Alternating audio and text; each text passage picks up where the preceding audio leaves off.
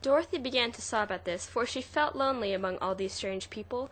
Her tears seemed to grieve the kind-hearted Munchkins, for they immediately took out their handkerchiefs and began to weep also. As for the little old woman, she took off her cap and balanced the point on the end of her nose while she counted 1, 2, 3 in a solemn voice. At once the cap changed to a slate, on which was written in big white chalk marks, "Let Dorothy go to the City of Emeralds." The little old woman took the slate from her nose, and having read the words on it, asked, "Is your name Dorothy, my dear?" "Yes," answered the child, looking up and drying her tears. "Then you must go to the City of Emeralds. Perhaps Oz will help you." "Where is the city?" asked Dorothy. "It is exactly in the center of the country, and is ruled by Oz, the great wizard I told you of." "Is he a good man?" inquired the girl anxiously.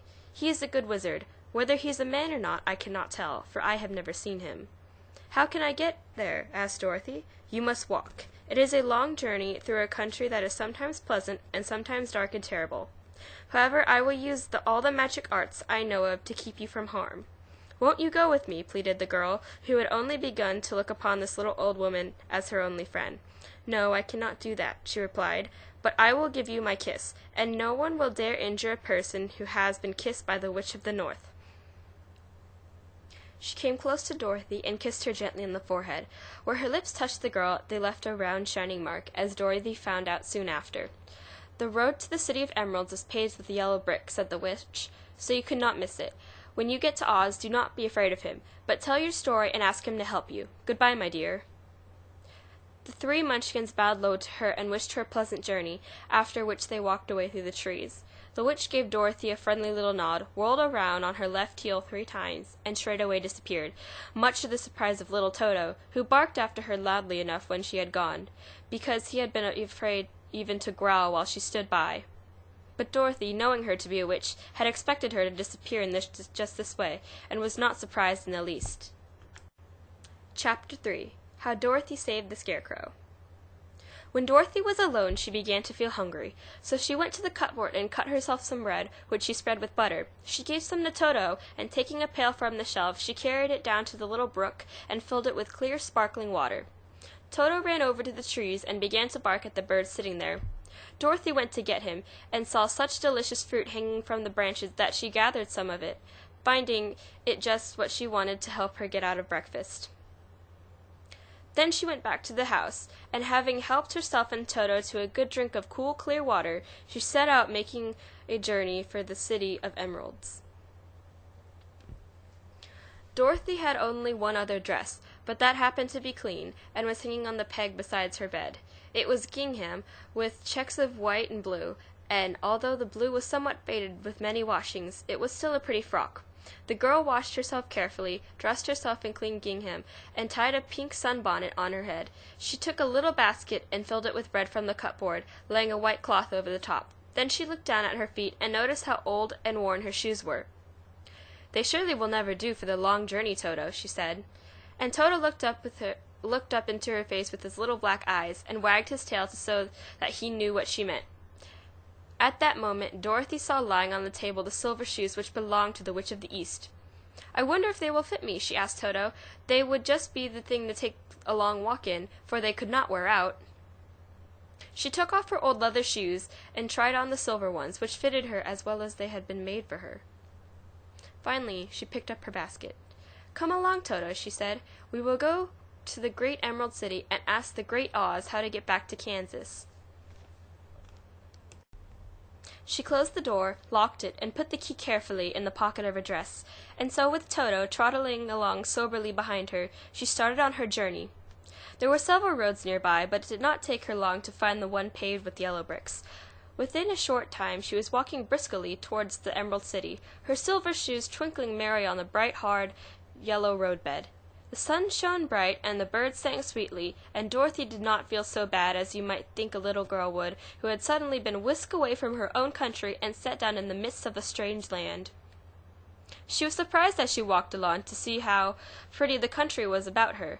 There were neat fences at either sides of the road painted with a dainty blue color, and beyond them there were fields of grain and vegetables in abundance. Evidently the Munchkins were good farmers and able to raise large crops. Once in a while she would pass a house, and the people would come out to look at her, and bow low as she went by. for everyone knew she had been by the means of destroying the wicked witch and setting them free from bondage. The houses of the Munchkins were odd-looking dwellings, for each was round with a big dome roof. All were painted blue, for in this country of the East, blue was the favorite color. Toward evening, when Dorothy was tired with her long walk and began to wonder where she should pass on the night, she came to a house rather larger than the rest. On a green lawn before it many men and women were dancing. 5 little fiddlers played as loudly as possible, and the people were laughing and singing, while a big table nearby was loaded with delicious fruits and nuts, pies and cakes, and many other good things to eat. The people greeted Dorothy kindly and invited her to supper and to pass the night with them, for this was the home of one of the richest Munchkins in the land, and his friends were gathered with him to celebrate their freedom from bondage of the wicked witch. Dorothy ate a hearty supper and was waited upon by the rich Munchkin himself, whose name was Baum. Then she sat upon a settee and watched the people dance. When Baum saw her silver shoes, he said, "You must be a great sorceress." "Why?" asked the girl. "Because you wear silver shoes and have killed the wicked witch. Besides, you have white in your frock, and only witches and sorcerers wear white." "My dress is blue and white checked," said Dorothy, smoothing out the wrinkles in it. "It is kind of you to wear that," said Baum. "Blue is the color of the Munchkins, and white is the witch color. So, we know that you are a friendly witch." Dorothy did not know what to say to this, for all the people seemed to think her a witch, and she knew very well she was only an ordinary little girl who had come by the chance of a cyclone into a strange land. When she had tried watching the dancing, Baum led her into the house, where he gave her a room with a pretty bed in it. The sheets were made of blue cloth, and Dorothy slept soundly until the morning, with Toto curled up in the blue rug beside her. She ate a hearty breakfast, and watched a wee Munchkin baby who played with Toto, and pulled his tail, and the crowd laughed and laughed in a way that greatly amused Dorothy. Toto was a fine curiosity to all the people, for they had never seen a dog before. "How far is the Emerald City?" the girl asked. "I do not know," answered Baum gravely, "for I have never been there. It is better for people to keep away from Oz, unless they have business with him. But it is a good, long way to the Emerald City, and it will take you many days. The country here is rich and pleasant, but you must pass through rough and dangerous places before you reach the end of your journey." This worried Dorothy a little, but she knew that only Great Oz could help her get back to Kansas again, so she bravely resolved not to turn back. She bade her friends good-bye and started along the yellow brick road. When she had gone several miles, she thought she would stop to rest, and so climbed to the top of the fence beside the road and sat down. There was a great cornfield beyond the fence, and not far away she saw a scarecrow, placed high on a pole to keep the birds from the ripe corn. Dorothy leaned her chin upon her hand and gazed thoughtfully at the scarecrow. Its head was a small sack stuffed with straw, with eyes, nose, and a mouth painted on to represent a face. An old pointed blue hat that had belonged to some Munchkin was perched on its head, and the rest of the figure was a suit of blue clothes, worn and faded, which had also been stuffed with straw. On the feet there were some old boots with blue tops, such as every man wore in this country, and the figure was raised above the stalks of corn by means of a pole stuck up its back. While Dorothy was looking earnestly into the queer painted face of the scarecrow, she was surprised to see one of the eyes turn slowly and wink at her. She thought she must have been mistaken, for none of the scarecrows in Kansas ever wink. But presently the figure nodded its head to her in a friendly way. Then she climbed down from the fence and walked up to it, while Toto ran around the pole and barked. "Good day," said the scarecrow in a rather husky voice. "Did you speak?" the girl asked in wonder. "Certainly," answered the scarecrow. "How do you do?" "I'm pretty well, thank you," replied Dorothy politely. "How do you do?" "I'm not feeling well," said the scarecrow with a smile, "for it is very tedious being perched up here at night and day to scare away the crows." "Can't you just get down?" asked Dorothy. "No, for this pole is stuck up my back. If you would please take the pole, I shall be greatly obliged to you."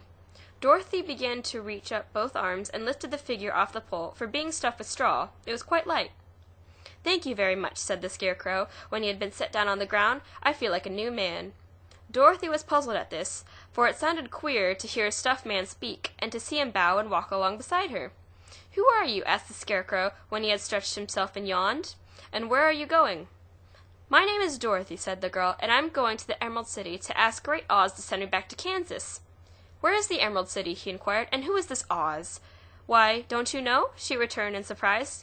"No, indeed I do not know. You see, I am stuffed, so I have no brains at all," he answered sadly. "Oh," said Dorothy, "I'm awfully sorry for you. Do you think," he asked, "if I go to the Emerald City with you, that Oz would give me some brains?" "I cannot tell," she returned, "but you may come with me if you like. If Oz will not give you any brains, you will be no worse off than you are now." "That is true," said the Scarecrow. "You see," he continued confidently, "I don't mind my arms and legs and body being stuffed, because I cannot get hurt. If anyone treads on my toes or sticks a pin into me, it doesn't matter, for I can't feel it. But I do not want people to call me a fool, and if my head stays stuffed with straw instead of brains as yours is, how am I ever going to know anything?" "I understand how you feel," said the little girl, who was truly sorry for him. "If you will come with me, I'll ask Oz to do what he can for you." "Thank you," he answered gratefully. They walked back to the road. Dorothy helped him over the fence, and they started along the path of yellow brick road for the Emerald City.